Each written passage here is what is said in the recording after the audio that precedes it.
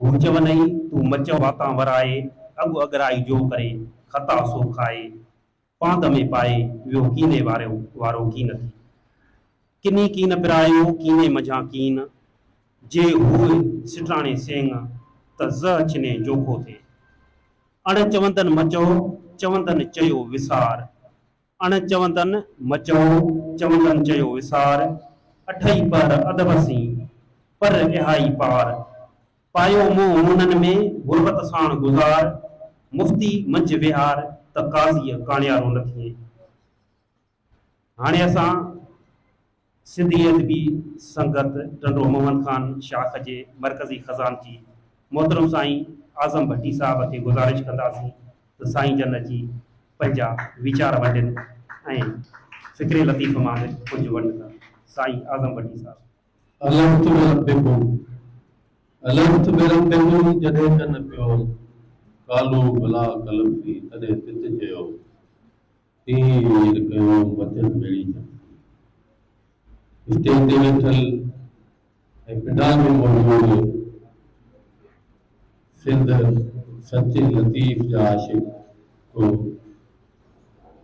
लतीफ़ जे फ़िक्र जा पांधीड़ो जीए सिंध लतीफ़ जीए सिंधी ॿोली। सब खां पहिरीं ताऊं लतीफ़ जी लात लतीफ़ एडमिन पैनल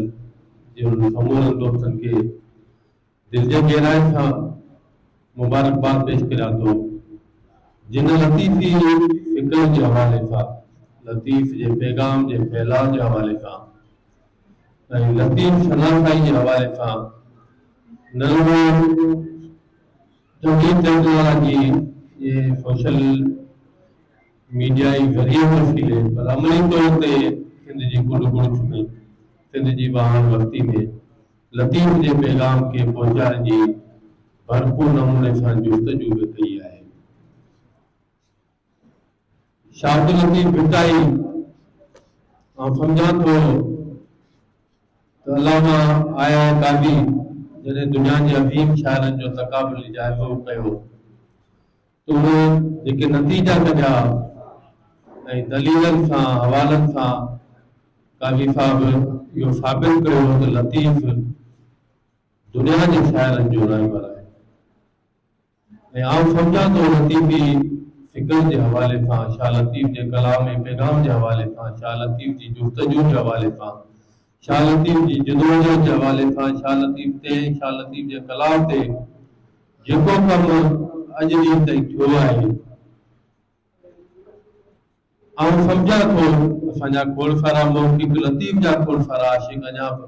इन जुस्तजू में आहिनि, इन तौफ़ में आहिनि, इन उन जा घुरिजाऊं आहिनि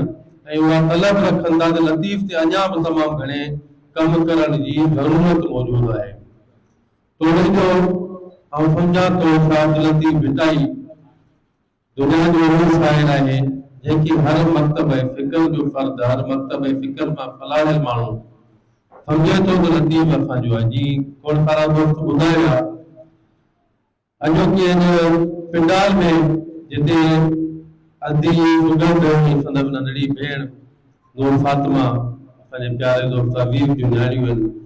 इन्हनि खे ॾिसी आउं सम्झां थो असां सभिनी खे इहो महसूसु थो थिए लतीफ़ ॿारनि जो बि लतीफ़ आहे। लतीफ़ ॿारनि जो बि लतीफ़ आहे। पर असांजा नौजवान दोस्त जॾहिं हिते ॻाल्हाए विया तॾहिं महसूसु थियो लतीफ़ नौजवाननि जो लतीफ़ आहे। ऐं असांजे लतीफ़ जे पालतू शाइरनि जंहिंमें खोड़ सारा असांजा बुज़ुर्ग दोस्त ऐं लतीफ़ जा आशिक़ मौजूदु आहिनि, उहे इहो बि तासिर पैदा थियो त लतीफ़ बुज़ुर्गनि जो हूंदो लतीफ़ आहे। ऐं जीअं खोड़ सारा दोस्त ॿुधाए विया असांजे समाज में, जे समाज में असां रहूं था उते जो मौलवी चए थो त लतीफ़ असांजो आहे, उते जो कांग्रेस चवे थो त लतीफ़ असांजो आहे, उते जो सूफ़ी चवे थो त लतीफ़ असांजो आहे। मतिलबु को मकतब ऐं फ़िक्र जेको असांजो आहे उहो इन शइ खां इनकारी कोन्हे त लतीफ़ असांजो आहे। ऐं आउं सम्झां थो इहो इहा फतह ऐं इहा जेका पज़ीराई आहे, इहा जेका मञता आहे उहा लतीफ़ जे फ़िक्र थी आहे। छाकाणि जो लतीफ़ न रुगो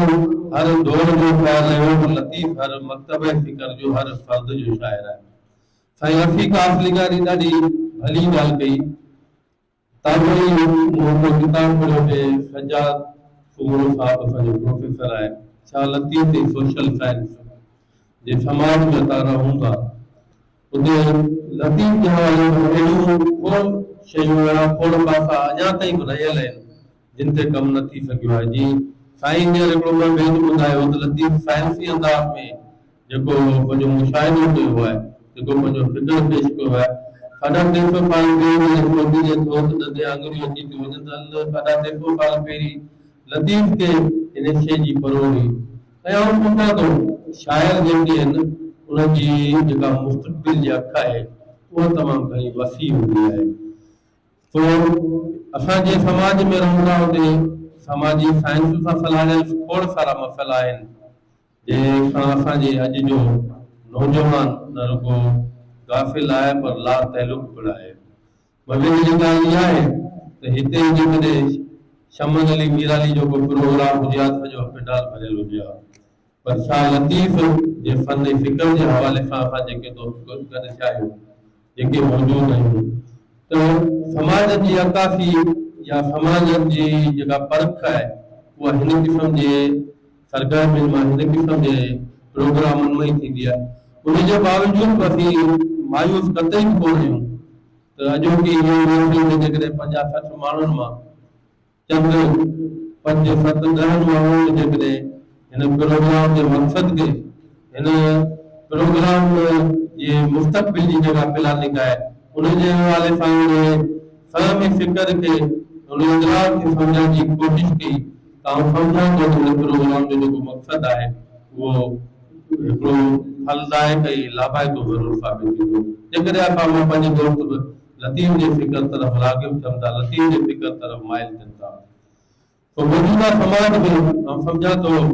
जिते लतीफ़ जे खोड़ सारनि पहलुनि ते कमु करण जी ज़रूरत आहे उते असांजो समाज जेको खोड़ सारे बीमारियुनि जे वार चढ़ी चुको आहे। खोड़ सारा नासूर असांजे समाज खे उलूही जे खाई रहिया आहिनि। पोइ तबक़ाती जुदोजहद खां वठी क़ौमुनि जा मसइला हुजनि, क़ौमुनि जे विजूद बक़ा जा मसइला हुजनि, ॿोली जे विजूद बक़ा जा मसइला हुजनि, ऐं रफ़ीक आसलिगारी जा उन शइ सां सहमत आहियां त ठीकु आहे लतीफ़ खे पढ़ण जे हवाले सां, लतीफ़ जी बेतन जी अदायगी जे हवाले सां, लतीफ़ जे फिक्र जी उचारगी जे हवाले सां, लतीफ़ जे फिक्र में समाई समूरे मुल्कनि जे हवाले सां तोड़े जो कोई सारो कमु थियो आहे पर अञा उन ते कमु करण जी ज़रूरत आहे। पर जेको समाज हिन वक़्तु असां खां तकाज़ा करे थो उहा तकाज़ा इहा आहे समाज जेको असांजो जामिल थी चुको आहे, समाज जेको असांजो उॾोही जे वर चढ़ी रहियो आहे, उते लतीफ़ जो जेको मज़ाहिमती रूप आहे, उते लतीफ़ जी शाइरी में जेको असां वटि मज़ाहिमती जेको किरदार आहे, मज़ाहिमती किरदार आहिनि लतीफ़ जी शाइरी में जेके मज़ाहिमती किरदार उन समूरे पहलू खे, उन समूरे रवैये खे, उन समूरे रुझान खे, उन समूरे लाड़े खे हिन वक़्तु उजागर करण जी ज़रूरत आहे। पर आउं सम्झां थो जेकॾहिं अॼु सूरत ऐं नूर फातिमा खां वठी असांजो ई नौजवान दोस्त वेठो आहे उन्हनि खे हिन समाज जे मुस्तक़बिल में समाज जे वागुंर जी ज़िमेदारियूं हिननि जे कुलनि ते अचणियूं आहिनि त उते लतीफ़ जे मज़ाहिमती पहलू मां, लतीफ़ जे मज़ाहिमती फिक्र जे फैलाव सां आउं सम्झां थो मन को लतीफ़ जो बांधीड़ो निकिरी पवे जेको हिन समाज खे, हिन समाज जे ढूंढ खे धोई साफ़ करे। तव्हां सभिनी दोस्तनि जी महिरबानी। ये लतीफ़ जी वरी।